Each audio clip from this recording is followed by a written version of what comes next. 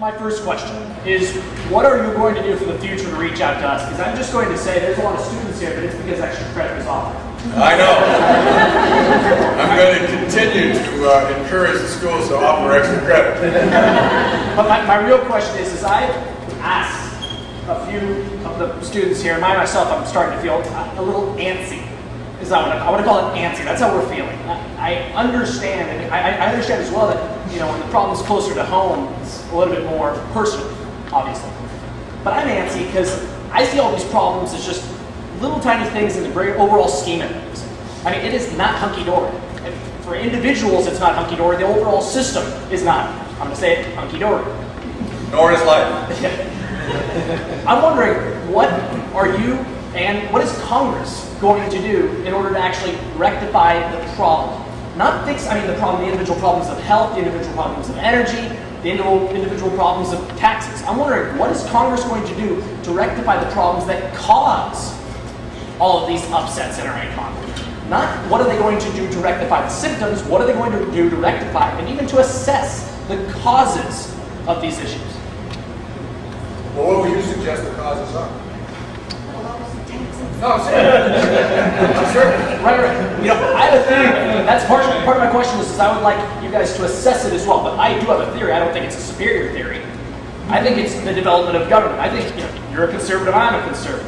I think the core of our philosophy is the answer to our problem, and it's understanding that's actually the problem. It's the idea of increasing government, increasing programs into our individual problems are making about a worse system overall. That's my personal theory. Although I'm not going to say that I'm right. I want to know what Congress is going to do, though, to look for the problem. Well, let me answer this one. I think too often people in government and politics are afraid to say no.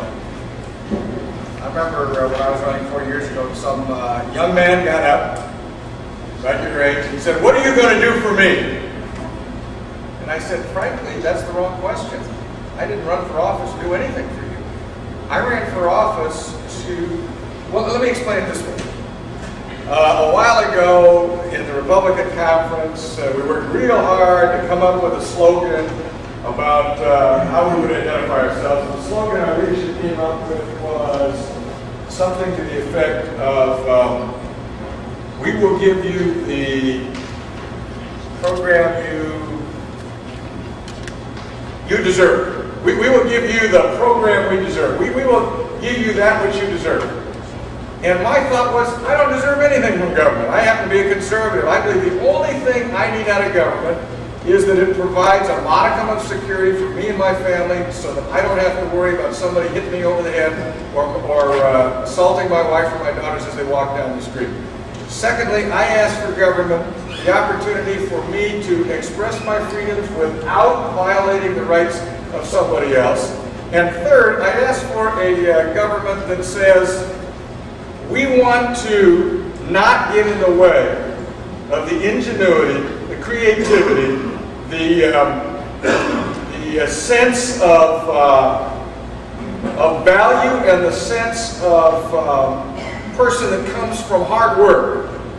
And that's what I really ask for government. And the first part when I said security also means national security. Because we have gotten into a problem now where people say, what are you going to do for me? Government hasn't done enough things for me. And frankly, that's not how this country was built. This country was built on a recognition that individuals have a capacity for reaching the best of their skills which God gave them. And too often we start to think that government owes me this, government owes me that, this person got ahead. I mean, I hear these people say, do you think it's right that Bill Gates makes so much money? Sure. Yes, absolutely. What does that hurt me? What does that hurt me that he makes the money? I mean, my God, he has created certain things that even I can use. Even I can figure out a computer. Now, they've created things that weren't available to me before they started working on it. Why should I be upset that he's done that? And the idea that somehow it is a zero-sum game is one that I think is totally wrong. The creativity and imagination that is recognized in our Constitution and in American culture is something I don't want to lose. So that's part of my philosophy, a core part of my philosophy that runs counter to some people, but I happen to think is part of the problem that I see in government and part of society.